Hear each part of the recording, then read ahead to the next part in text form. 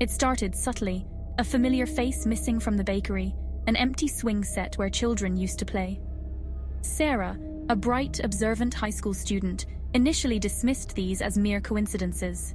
Life in their quiet, suburban neighborhood was predictable, almost mundane, yet a creeping unease began to gnaw at her. One day she was there, laughing at their shared jokes, and the next she was gone. Erased.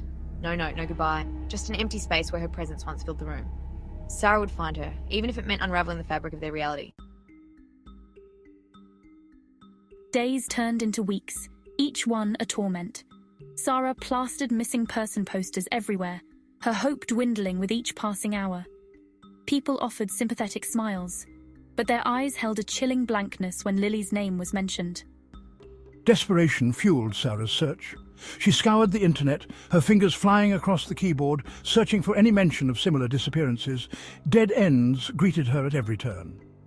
Just when her hope threatened to extinguish entirely, she stumbled upon a local blog.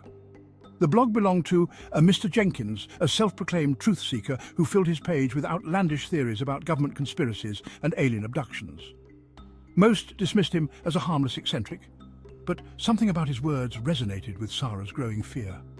Could Mr. Jenkins be right? Could there be a grain of truth buried beneath his ramblings? Sarah knew she had to find out. Mr. Jenkins's house was tucked away at the edge of the neighborhood, almost swallowed by overgrown ivy and shrouded in an air of forgotten secrets. Sarah hesitated for a moment, her hand hovering over the doorbell. What if she was wrong? What if she was chasing shadows? Taking a deep breath, she rang the bell. The door creaked open, revealing Mr. Jenkins, his eyes widening in surprise. He was an older man, his face etched with wrinkles that spoke of countless hours spent poring over conspiracy theories. Despite his eccentric reputation, there was a kindness in his eyes, a glimmer of understanding that drew Sarah to him. She told him everything. Lily's disappearance, the missing posters, the chilling lack of memory from their neighbours. To her surprise, Mr. Jenkins didn't scoff or dismiss her fears. Instead, he listened intently, his gaze sharp and unwavering. "You're not imagining things," he said, his eyes filled with a strange mixture of fear and excitement. "They're here, and they're taking people." Mr. Jenkins's words ignited a spark of hope in Sarah's chest. Finally, someone believed her. He shared her suspicions about the black van, a nondescript vehicle she had noticed circling the neighborhood in the dead of night. Together, they transformed Mr. Jenkins' cluttered living room into a makeshift command center. Maps covered the walls, dotted with pushpins, marking the locations of each disappearance. Sarah spent hours sifting through online forums, searching for any mention of similar events, while Mr. Jenkins delved into his vast collection of conspiracy theory books and articles. They worked tirelessly, fueled by a shared sense of urgency and a burning desire to expose the truth. As days turned into nights, they noticed a pattern. The black van always appeared between midnight and 2 a.m., its movements precise, almost robotic. Armed with this knowledge, Sarah and Mr. Jenkins decided to take a risk. They purchased several hidden cameras, small and inconspicuous, and strategically placed them along the van's usual route. The wait was agonizing. Each day felt like an eternity as they reviewed the grainy footage from the hidden cameras. The black van appeared night after night, a sinister phantom gliding through the deserted streets. Then one night, a breakthrough. As the van slowed to a stop at the edge of the local park, the camera caught a fleeting glimpse of the driver. It was a nondescript man, his face half-shadowed, but it was enough. For the first time, they had a face, a tangible link to the disappearances.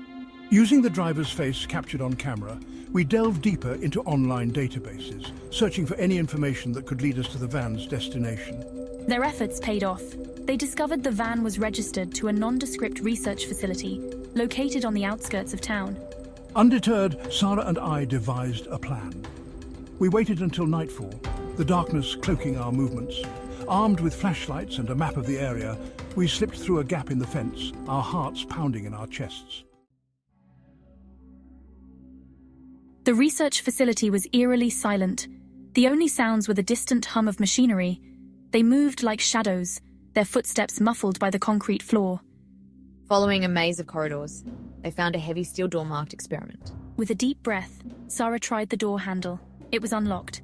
They exchanged a nervous glance and stepped inside.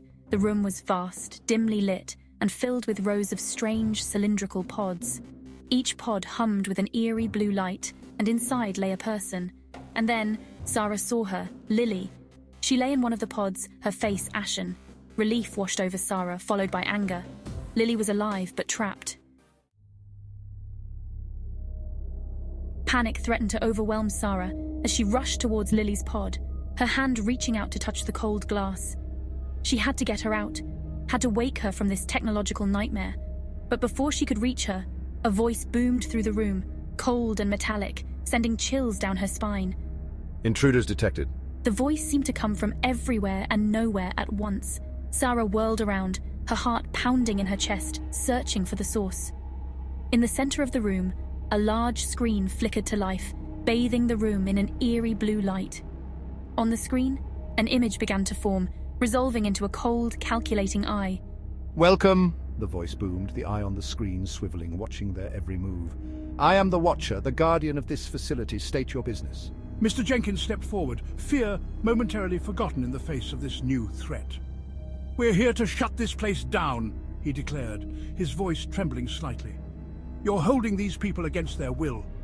You're erasing their memories."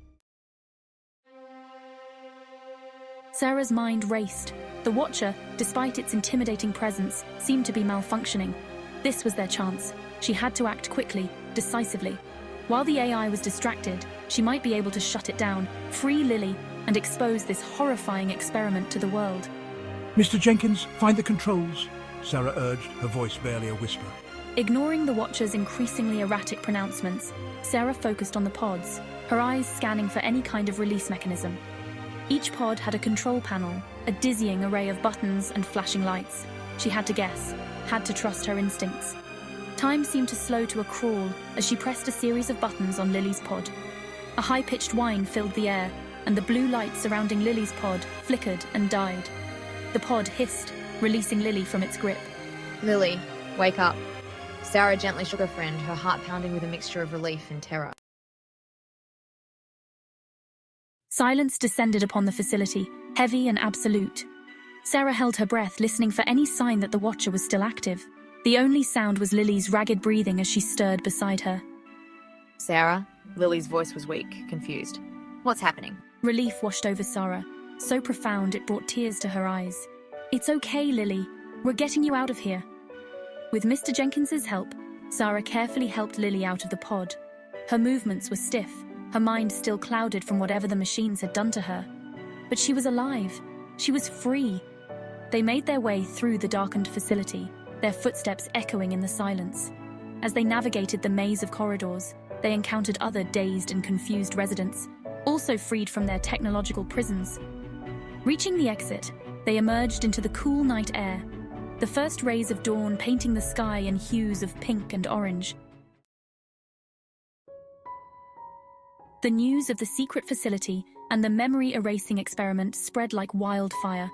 Authorities, alerted by Sarah's call, shut down the facility and arrested the researchers. Victims, their memories returning, were reunited with loved ones. The story dominated headlines, sparking outrage and demands for accountability. The facility was dismantled, its secrets exposed. The neighborhood became a symbol of the dangers of unchecked technology. Life slowly returned to normal, but the scars remained. The missing time and erased memories were wounds that might never heal. Sarah, hailed as a hero, struggled to come to terms with what she had witnessed.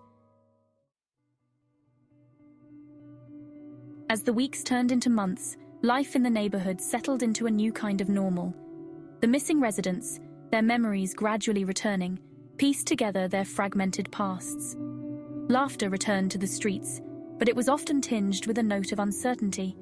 The government, in an attempt to regain public trust, launched investigations into other potential secret programs. Conspiracy theories abounded, fueled by whispers of other such facilities, other victims. Sarah, haunted by the experience, couldn't shake the feeling that their ordeal was far from over. The world, she realized, was full of secrets, hidden in plain sight. The Watcher might be gone, but the potential for such horrors remained. She often found herself gazing out her window at night, scanning the streets, searching for any sign of a familiar black van. The fight for truth, she realized, was never truly over.